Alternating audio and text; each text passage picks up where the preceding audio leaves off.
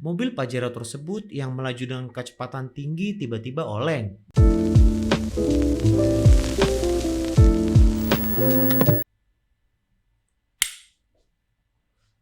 Selamat datang di Pengangguran FM. Di video kali ini gue mau ngebahas tentang salah satu insiden kecelakaan lalu lintas yang berujung maut.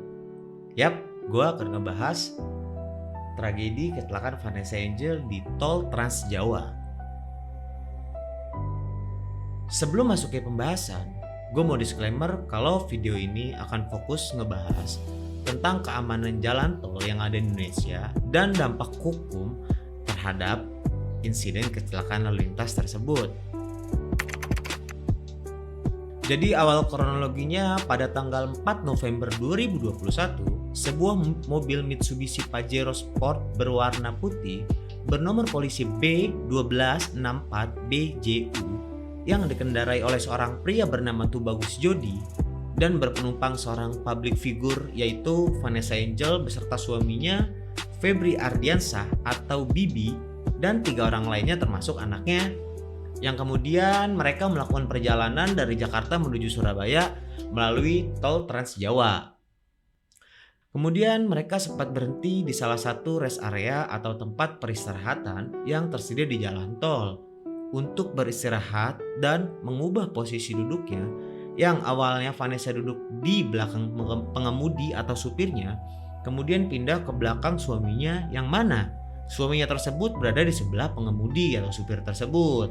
Kemudian sekitar pukul 12.30 waktu Indonesia Barat, mobil Pajero tersebut yang melaju dengan kecepatan tinggi tiba-tiba oleng dan diduga pengemudi mengantuk, sehingga mobil tersebut menabrak pembatas sisi kiri jalan yang terbuat dari beton hingga membuat bagian kiri mobil itu ringsek parah dan juga mengakibatkan tewasnya 2 orang penumpang yaitu Vanessa dan suaminya beserta 3 orang penumpang lainnya yang mengalami luka-luka, di mana salah satu korbannya merupakan anak yang masih di bawah umur. Jadi itu kronologi awal sampai terjadinya kecelakaan yang berujung maut tersebut.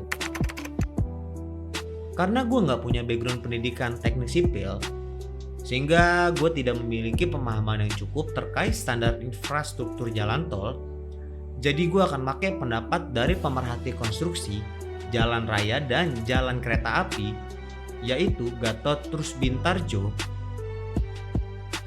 terkait insiden ini.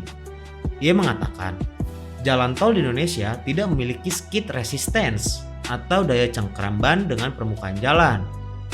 Maka apabila mobil melaju dengan kecepatan tinggi dan melakukan pengereman, maka mobil tidak memiliki daya cengkram yang memadai antara ban dan permukaan jalan, sehingga mobil akan meluncur jauh sebelum terhenti dan sering terdengar mobil menabrak truk ataupun kendaraan lain di depannya. Dengan kata lain, sering terjadi kecelakaan. Padahal menurut Peraturan Menteri Pekerjaan Umum Nomor 16 Tahun 2014 tentang Standar Pelayanan Minimal Jalan Tol, Pasal 3 Ayat 1. Standar pelayanan minimal jalan tol mencakup: pertama, kondisi jalan tol; yang kedua, kecepatan tempuh rata-rata; yang ketiga, aksesibilitas; yang keempat, mobilitas; yang kelima, keselamatan; yang keenam, unit pertolongan; yang ketujuh, lingkungan; dan yang terakhir, kedelapan, adalah tempat istirahat. Di situ tertulis jelas, di poin kelima tertulis keselamatan. Emang udah sering sih kita dengar berita tentang kecelakaan lalu lintas yang terjadi di jalan tol, baik karena human error atau kesalahan manusia itu sendiri, atau masalah teknis lain kayak remblong dan lain-lain.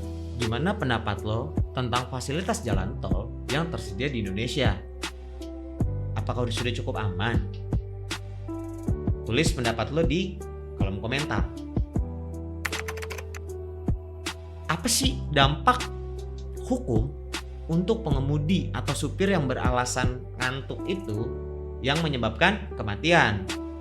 Menurut Undang-Undang Nomor 22 Tahun 2009 tentang lalu lintas atau angkutan jalan, Pasal 310 Ayat 4 yang berbunyi, setiap orang yang mengemudikan kendaraan bermotor dalam kelalaiannya mengakibatkan orang lain meninggal dunia, dipenjara, paling lama 6 tahun dan denda paling banyak 12 juta rupiah.